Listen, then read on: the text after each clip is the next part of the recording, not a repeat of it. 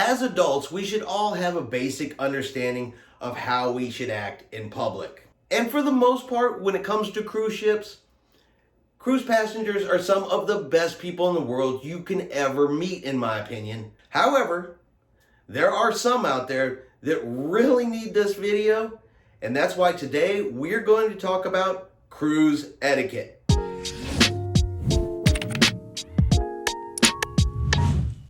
Chris here with High Seas Cruising, and welcome to today's video. So today we are going to talk about cruise etiquette.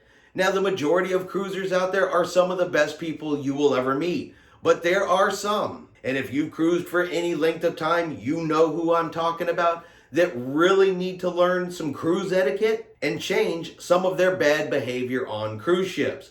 So let's jump right into this list here, and we're going to start with number one, which is going to be elevator etiquette. Now, this is one that drives quite a few people crazy, yet the rules for an elevator are really simple. So if you are waiting to get onto the elevator, do not stand right in front of the door, and the minute that door opens, try to rush on that elevator. Chances are people are going to get off of the elevator first. So kind of stand off a little bit to the side. Let folks get off of the elevator before you try to rush right on in. That's just a little bit of common sense. Also, if there are going to be an older crowd of people on cruise ships, some of them will possibly have disabilities that have them riding in scooters or wheelchairs or some other type of device to help them get around. Look, if they're waiting to get on and off that elevator as well, let them get on first. They have to use the elevator. Obviously, they're not going to take that scooter up and down the stairs. So let them get on and off the elevator. Don't push and shove in front of them. And if you're able to do so, and I realize that not everybody is, but if you're able to do so, and you're only going up one floor or down one floor, the stairs are right there.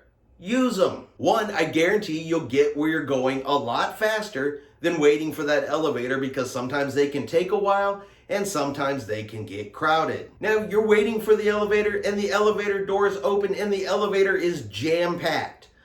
Do not try to stuff yourself in there. Either wait for the next elevator or again, use the stairs. And my last little bit on elevator etiquette. You get into an elevator, and I don't care if you're by yourself or if that elevator is fully crowded, but especially if it's a crowded elevator, keep your bodily functions to yourself. You know what I'm talking about. Don't crop dust, pass gas, break wind, or anything inside the elevator. The rest of us don't want to smell it. So just don't do it. A little bit of decorum and a little bit of elevator etiquette is all that it takes for all of us to have a much better time and a much easier use of the elevators. Number two is going to be clean up after yourself. Your mom is not on that cruise ship with you. Now, even if she is on that cruise ship with you, she probably doesn't want to clean up after you. And specifically, what I am talking about are things that I have seen on cruise ships with my very own eyes. One, why would you leave your dirty dishes in the corner of an elevator? You couldn't take them back to where you got them from? You couldn't at least take them to your room or put them on a table somewhere? No, you leave them on the floor in the elevator? I have seen people leave their drink glasses in stairwells. Why? Clean up after yourself. But I have to say, the worst one that I've ever seen while on a cruise is I saw a lady walking her young child that was still in diapers. Okay, that part's not a problem. However, the child had used the restroom and it was falling out of the back of the child's diaper right there onto the deck. Now, the woman stops, looks at it, sees it, knows that her child just did this on the floor, takes her child's hand and walks off. Just left it laying there on the floor, figuring that someone else could clean it up for her. You know what? I know you're on vacation, but that's the wrong answer. Don't do things like that. Please, just clean up after yourself a little bit. The crew are not your slaves. Number three is going to be the dress code. Now, a lot of cruise lines are going to a more relaxed dress code, and if that is the dress code, then that's perfectly fine. However, some cruise lines still have a slightly stricter dress code. For an example, if it is formal night in the main dining room, why would you try to show up in the main dining room in a pair of cutoff shorts and a tank top? You're not supposed to be in the buffet without a shirt on, with no shoes. There are signs posted that say that. So know the dress code aboard your ship. Know what you're supposed to be wearing when you are in certain areas of the ship. Now, you know what? If you are eating a burger in a chair beside the pool, then obviously you're going to be in your swimsuit. But you wouldn't be in your swimsuit trying to eat in the main dining room, especially on formal night. So know the dress code. Number 4 is going to be watch your kids. Now again, let me start off by saying that 99.9% of parents on cruise ships are doing exactly that. They know where their kids are. They're watching their kids, they are attentive to their children, and they are not the problem or who I'm talking about. But the parents that let their kids run wild, run free all around the cruise ship, or you'll be in the adults only area and there's kids suddenly playing in the adults only area, and when the parent gets told that their kids can't be in the adults only area, they get all kinds of butthurt about it, like everybody else is doing something wrong. Look, if you don't want to spend every minute of your cruise vacation with your kids, that's why there are kids clubs aboard the ship. You can definitely go check them into there. But if you have your kids up on deck, in the hallways, in the restaurants, watch your kids. And like I said, we are talking a small percentage of people on the ship that have this problem. Majority of parents are doing exactly what they need to do. As a parent myself, I watched my kids, and I know most of you do. Number 5. Now this one is a big one, and this one pisses off a lot of people.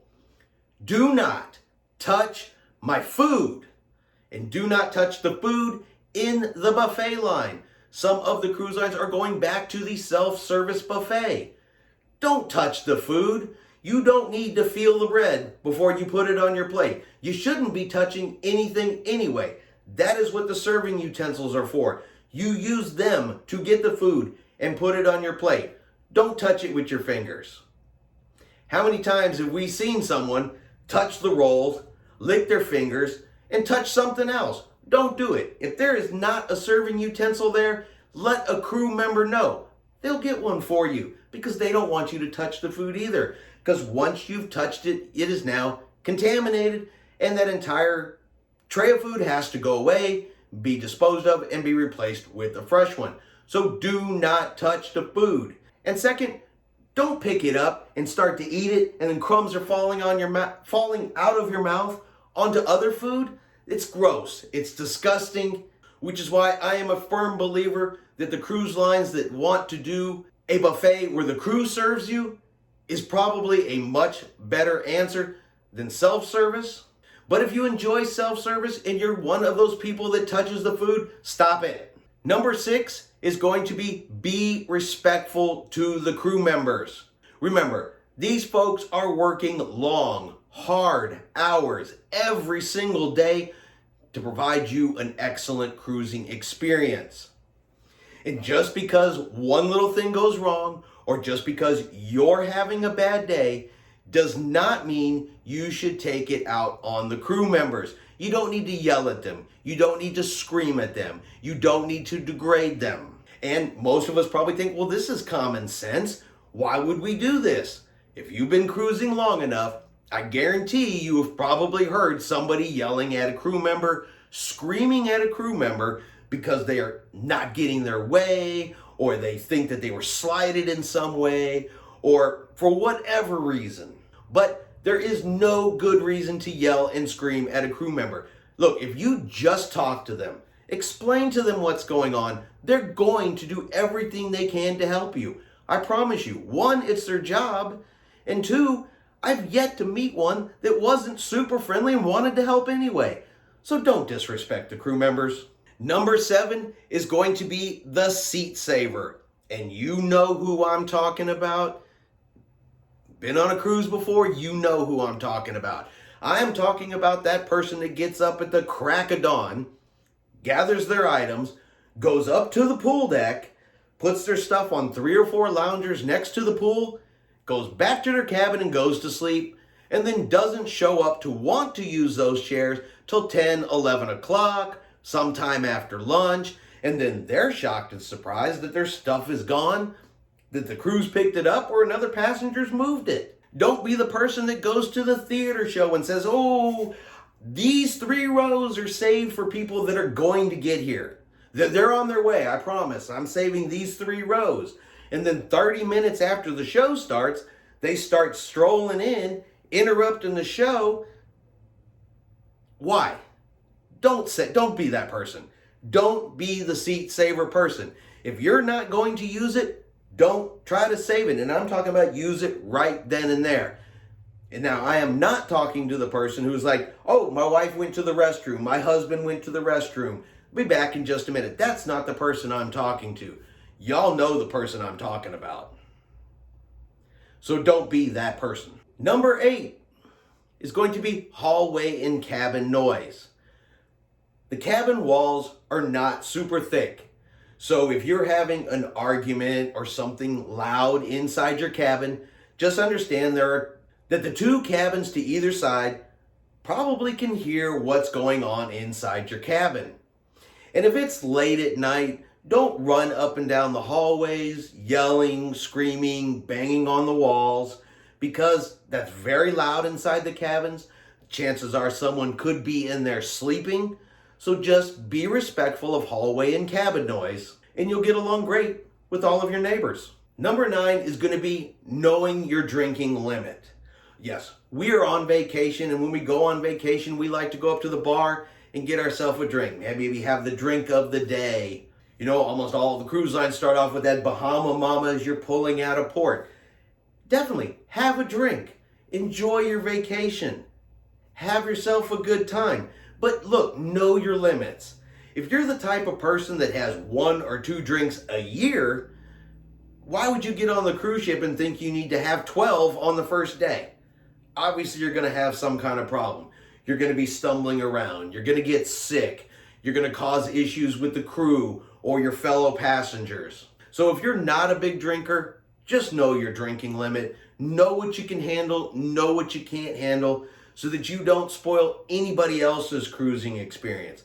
Look, if you want to spend the first day of your cruise with your head in the toilet in your cabin because you drank so much that you made yourself sick, that's on you. But don't ruin it for anybody else. So just know your limits, follow your limits, and make smart choices when it comes to your drinking. And finally, number 10 is going to be removing the gratuities. There are cruise lines that will let you go down to the customer service desk and remove the gratuities from your ship account. And most people don't go down and do this. There are occasions when perhaps the cruise has been so bad, so terrible, where everything has gone wrong, that maybe there is a legitimate reason to go down there and remove these gratuities. But I have seen people and heard people going down there trying to remove gratuities for the silliest or smallest reason they can possibly come up with, simply because they didn't budget for the gratuities or because they are being too cheap to pay them. So please, don't be that person. Remember, the crew is working hard for you to have an exceptional cruise experience, and a lot of them depend on these gratuities as part of their pay. So you simply removing them because you don't want to pay them or you're too cheap to pay them, that is bad cruise behavior. Okay, a legitimate reason is one thing, but believe me, we were on the Carnival Freedom a couple of years ago, and there was some type of mechanical issue on the ship, and the elevators didn't work for a little under an hour. And you could actually watch the line begin to form at customer service for people to either want refunds or remove gratuities or something as simple as the elevator didn't work for a little bit of time. Yes, is that a slight inconvenience for a few minutes? Yes. Is it worth getting in the customer service line and demanding a free cruise or the gratuities to be removed just because you were looking for that little excuse? No. So please, don't be that person. All right, so that is my top 10 cruise etiquette rules. I'm sure there are more out there. I'm sure you guys have some that I didn't even cover or have even thought of. And if you do, definitely leave them in the comments below. I'd like to know what other things on cruise ships can really just annoy people. All right, I hope you have enjoyed this video. If you have, do me a favor, hit that like button. Have yourself a great day, and we will see you out on the high seas.